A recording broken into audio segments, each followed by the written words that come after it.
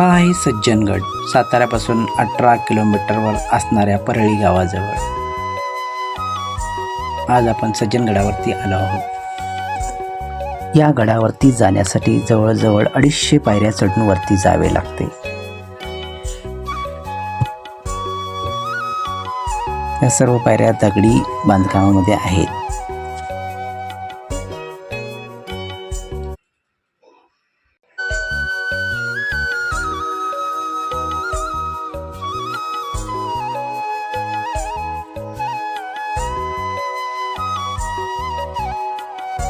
पायऱ्यावरती चढून गेल्यानंतर आपल्याला श्री छत्रपती शिवाजी महाराज महाद्वार लागते. तेथे आपण मध्यंतरावर थांबू शकतो.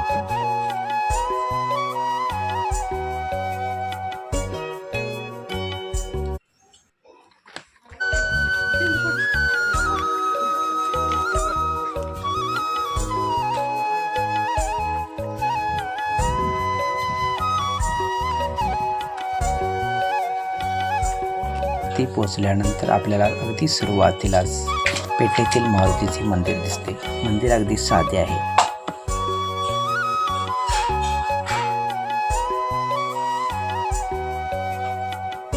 त्यानंतर पुढे आपल्याला तेथील संस्थांची मुख्य इमारत दिसते. त्याच्या बाजूलाच अगदी समर्थ रामदास स्वामींचे समाधी मंदिर आहे.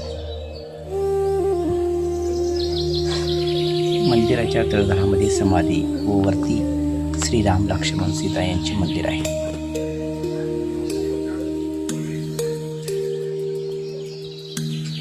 मंदिराच्या बाजूलाच महाप्रसादालय आहे. येथे आपण प्रसादाचा आनंद घेऊ शकतो. त्यानंतर आम्ही किल्ल्याच्या भोवतालचा परिसर पाहण्यासाठी निघालो. गडावरून दिसणारा हा धरणाचा नजारा खूपच छान दिसतो. या धरणातून सायपत पद्धतीने पाणी वरती आणलेले आहे. गडाच्या भोवताली अशी प्रदक्षिणा मारण्यासाठी आता फुटपाथची सोय झालेली आहे.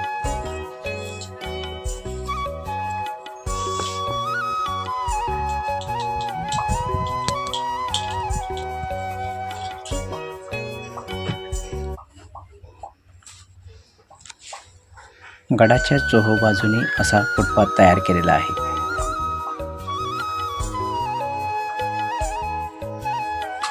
गडाच्या भोवतीचा परिसर फिरताना उन्हाचा त्रास होऊ नये म्हणून वाटेमध्ये प्रदक्षिणा मार्गावरती विविध प्रकारचे मनोरे केलेले आहेत. अद्याप त्याचे काम आहे चालू.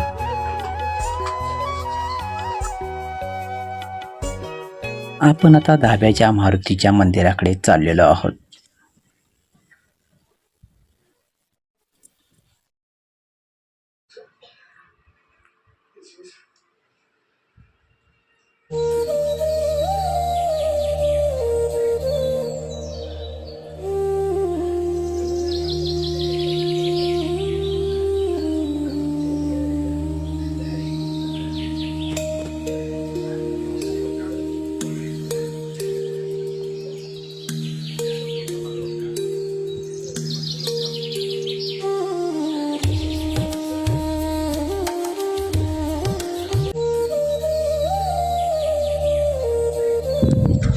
हे आहे धाब्याच्या मारुतीचे मंदिर. आता आपण धाब्याच्या मारुतीच्या मंदिराच्या दिशेने जाऊया.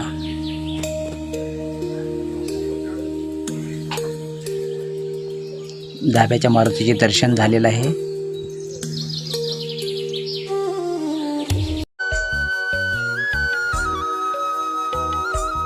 हे आहे उरमोडी नदीचं बॅकवॉटर.